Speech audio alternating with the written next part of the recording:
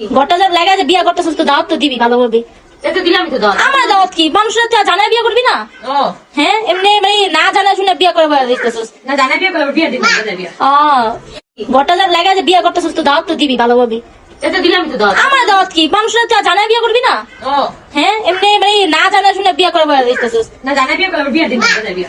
নতুন করে বিয়ে করছে আখি। আখি আবারও তার সংসার সাজাবে, তাও আবার জাঁকজমকপূর্ণ ভাবে বিয়ে করে। কিন্তু একটাই সমস্যা, আখির বারবার বিয়ে ভেঙে যাচ্ছে।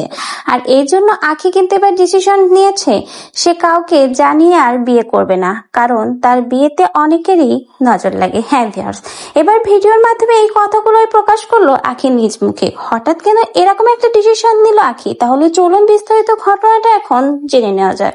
সম্প্রতি সময়ে আখির ছেলে আয়েশের 1 বছর পূর্ণ হয়েছে, আর সেই অনুষ্ঠানটা কিন্তু আখি বেশ জাঁকজমকপূর্ণ ভাবে করেছে, এমনকি নিজের টাকা দিয়ে করেছে। আখির ছেলে আয়েশের জন্মদিনে তার বাবার কোনো উপস্থিতি দেখা যায়নি, এমনকি ছেলের জন্মদিনে তাকে শুভেচ্ছাও জানায়নি, কোনো খোঁজ খবর তো দূরেই থাক।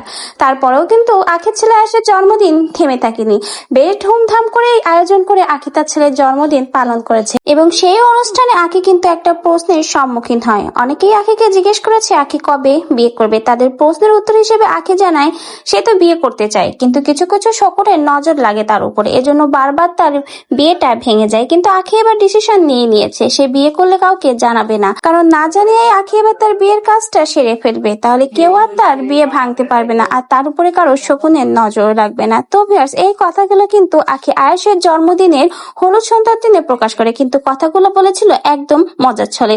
যেহেতু আখি ছেলে আয়েশের হলুদের অনুষ্ঠানটা বেশ ভালো সুন্দরভাবে সাজিয়ে গুছিয়ে করা হয়েছিল এবং হলুদ ফুলের ডেকোরেশন করা হয়েছিল, সেই মুহূর্তে এই কথাগুলো আনন্দের ছলে বলেছে আখি। এবং আখি যে তার ছেলের জন্মদিনটা বেশ এনজয় করেছে, উপভোগ করেছে, তা কিন্তু আখির এই হাসি খুশির মুখটা দেখলেই বোঝা যাচ্ছে। তো ভিউয়ার্স, আখির এই ভিডিওটা সম্পর্কে আপনাদের কি কোনো মন্তব্য রয়েছে? যদি আপনার মন্তব্য থাকে ভিডিও সম্পর্কে, তাহলে কিন্তু আমাদের কমেন্ট বক্সে জানিয়ে যেতে ভুলবেন না।